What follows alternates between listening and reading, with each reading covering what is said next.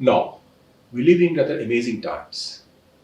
At the very advent of 21st century, we have seen explosion of social media platform from Facebook to MySpace. Today, as we speak, November 2022, the number of people on social media platform is nearing 5 billion, more than half of the global population. But what also is equally true, unfortunately, even as we speak, more than 80% of the world's population is exposed to fake news. Survey after survey have shown more than 50% of the netizens or citizens of the network are wary that they're being led into wrong information. Everybody has to prosper in this social media platform, and unless we can come together, we'll collapse together. And the whole issue of polarization comes across not only the political spectrum, on a more technological level, social level, individual level, there has to be greater coherence. And if we have to tackle this misleading web content, the collective responsibility has to come at every level. The relationship between technologies and democracy, in my opinion, has always been very complex, and each new technology launched some new challenges relating the regulation of the impact on society and in particular on human rights. We need to recognize that sometimes we lost the challenge. And I think that with the big data and artificial intelligence, we can't go wrong. Artificial intelligence, as you know, is a system essentially based on a huge processing of information and personal data, and this activity can really be so useful for making our society and our democracies better. At the same time, the same processing of personal data and the same use of technology can also produce a new risk or negative consequences for the society and put at risk fundamental rights of people and then on our democracy. So this is, I think, the situation that we're in. We have a hacked political system.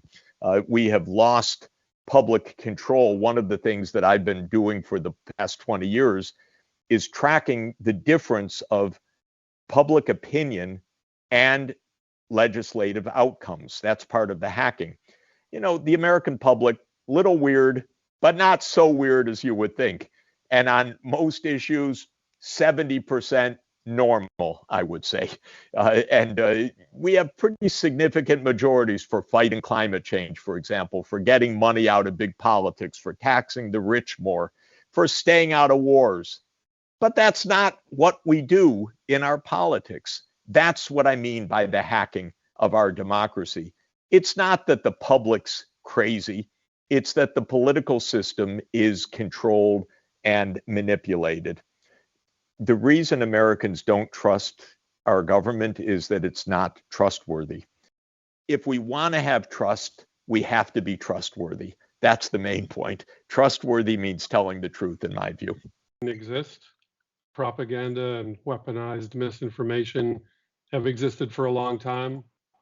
Soviet and American spy agencies used to call this kind of deliberate disinformation campaign active measures, and these tactics have been around for more than half a century. That said, as the events of the past decade or so have shown us, the internet, and in particular social media, have accelerated this phenomenon and made it easier for bad actors of all kinds to use it for specific political purposes.